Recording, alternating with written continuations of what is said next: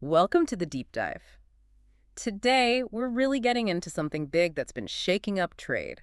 Those Liberation Day tariffs the U.S. brought in early 2025. That's right, a major shift. We've got this report detailing the immediate fallout, and our mission here is to cut through the noise, you know, see what actually happened on the ground. Yeah, especially at key spots like the Port of Los Angeles and how that then ripples out everywhere else. Exactly, because these weren't small changes, were they? No, definitely not. Yeah. We're talking a baseline of 10% on almost everything coming in, Wow. and then much, much higher rates for certain things, certain countries, like 54% on goods from China.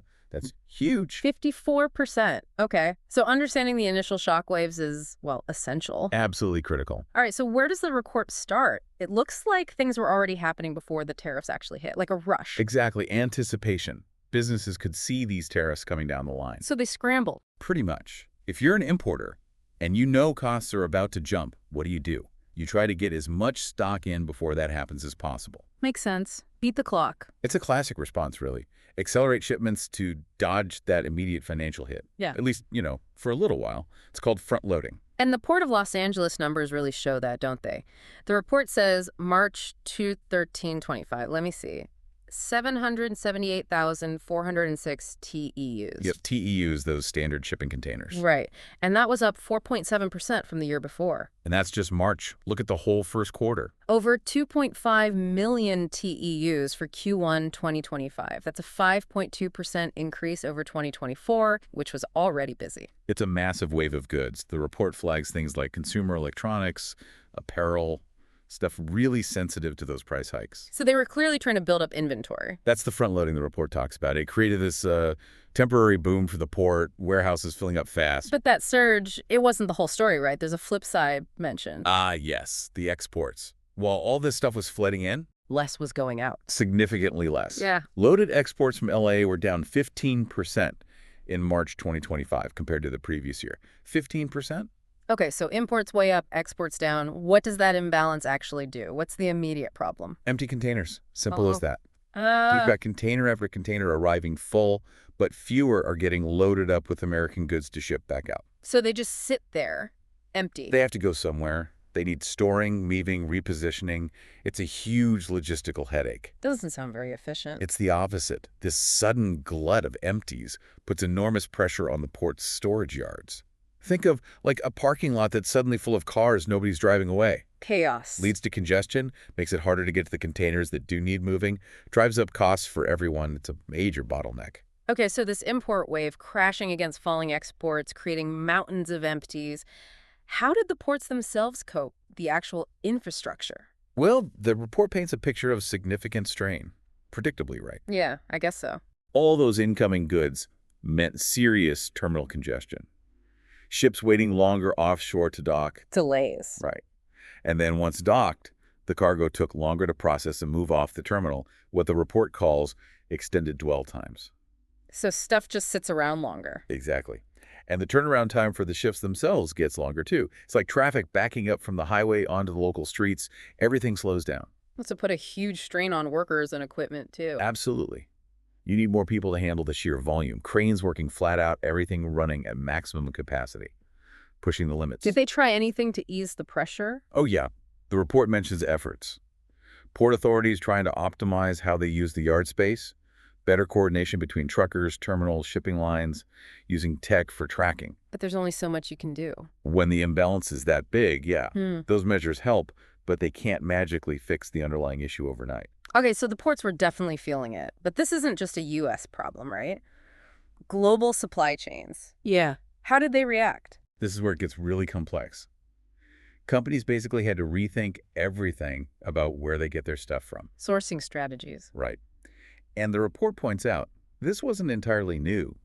Even before these Liberation Day tariffs, companies were already starting to shift manufacturing. Away from China. Mostly, yeah.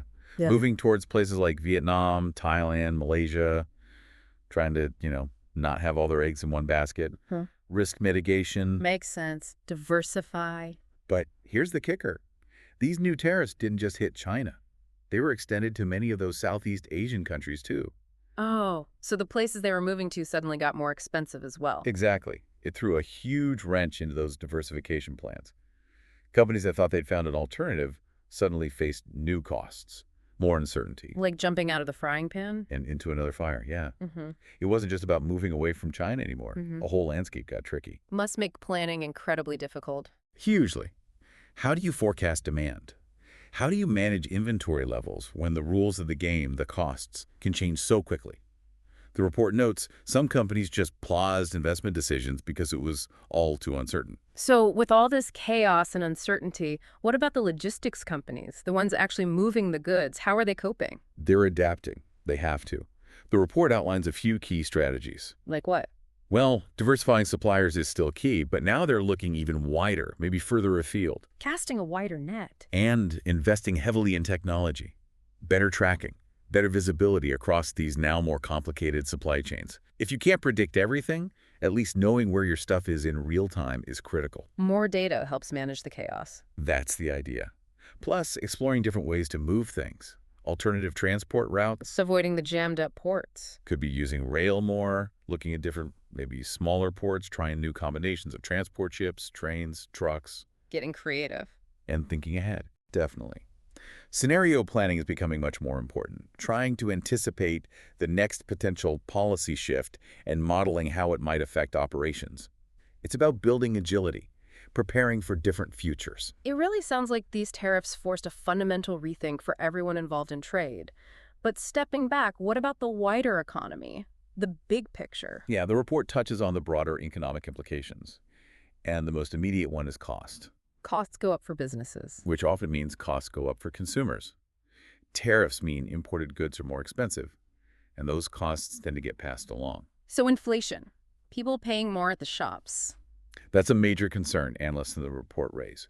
Higher prices, maybe lower profits for companies if they absorb some costs, and potentially a general economic slowdown if people cut back spending because things are pricier. Are there more serious warnings? Well, some economists cited are worried about recession risk.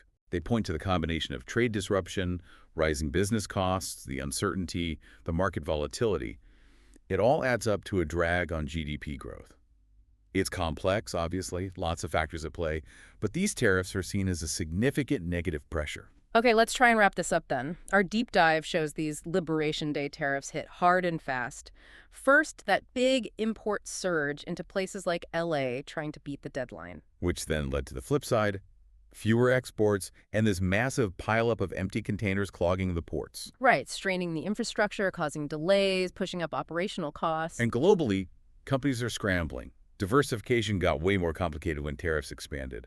Logistics firms are forced to innovate, invest in tech, find new routes. And the big economic worry hanging over it all is rising costs, potential inflation, and maybe even a drag on overall growth. That sums it up pretty well. You should now have a much clearer picture of the immediate fallout, the real-world logistics and economic impacts of this major trade policy shift. It's not abstract, it's ships waiting, it's containers piling up, it's businesses constantly adjusting. Which brings us to a final thought, something to chew on. We've seen the initial reactions, the front-loading, the supplier diversification, the tech investments. But looking beyond that immediate scramble, what kind of fundamental, long-term structural changes might these tariffs trigger? Yeah, will this permanently reshape how and where goods are made and moved globally? Will we see a lasting shift in global trade patterns in the years ahead? Something to definitely keep an eye on. Thanks for taking this deep dive with us.